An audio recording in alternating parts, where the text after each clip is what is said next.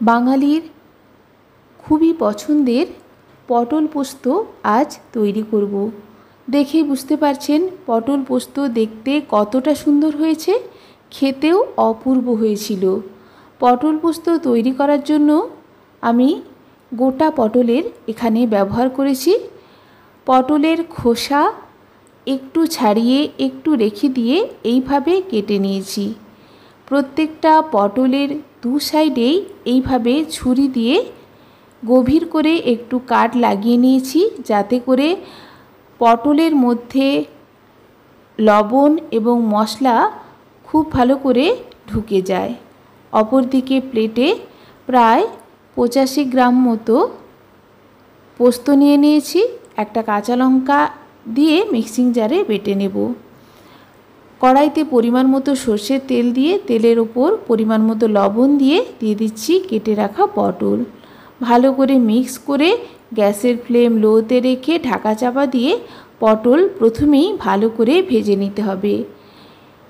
এইভাবে ভাজতে ভাজতে পটল এখানে কিন্তু প্রায় 70% মতো সেদ্ধ হয়ে যাবে। এইভাবে প্রত্যেকটা পটলকেই প্রথমে ভেজে নেব। এইভাবে পটল ভেজে রান্নাটা করলে পটল পোস্তের স্বাদটা কিন্তু অপূর্ব হয়। দেখুন পটল এইভাবে ঢাকা চাপা দিয়ে আমি ভেজে নিয়েছি। এই পর্যায়ে 70% মতো সেদ্ধ হয়ে গেছে। এরপর পটল ভাজার অবশিষ্ট তেলে 1 চামচ মতো কাঁচা সর্ষের তেল দিয়ে দিচ্ছি কেটে রাখা মিডিয়াম সাইজের দুটো পেঁয়াজ। পরিমাণ মতো লবণ দিয়ে অনবরত নাড়াচাড়া করে পেঁয়াজ ভেজে নিচ্ছি।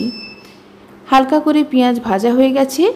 1/2 চামচ মতো Kashmiri red chilli powder add করে ভালো করে মিক্স করে দিয়ে দিচ্ছি একটা মিডিয়াম সাইজের কেটে রাখা টমেটোকেও অনবরত নাড়াচাড়া করে ভেজে নিচ্ছি, যাতে করে টমেটোর মধ্যেকার কাঁচা গন্ধটা চলে যায়।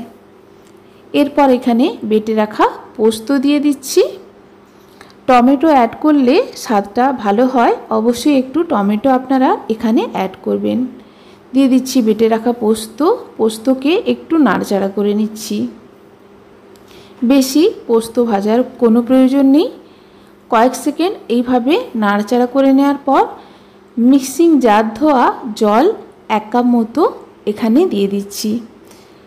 এরপর গ্রেভি ফুটে এলে একে একে ভেজে রাখা পটল দিয়ে ভালো করে মিক্স করে দিচ্ছি, যাতে করে ভালো করে পোস্তের ফ্লেভারটা পটলের মধ্যে ঢুকে যায়। পরিমাণ মতো লবণ এখানে একটু অ্যাড করেছি, আবারও নাড়াচাড়া করে দিচ্ছি। যেহেতু পটল 70% মতো সেদ্ধ হয়ে গেছে, আগে থেকেই বেশি সময় লাগবে না। 2 মিনিট মতো ঢাকা দিয়ে রেখেছিলাম, ফলে দেখুন পটল কিন্তু সম্পূর্ণরূপে এখানে সেদ্ধ হয়ে গেছে।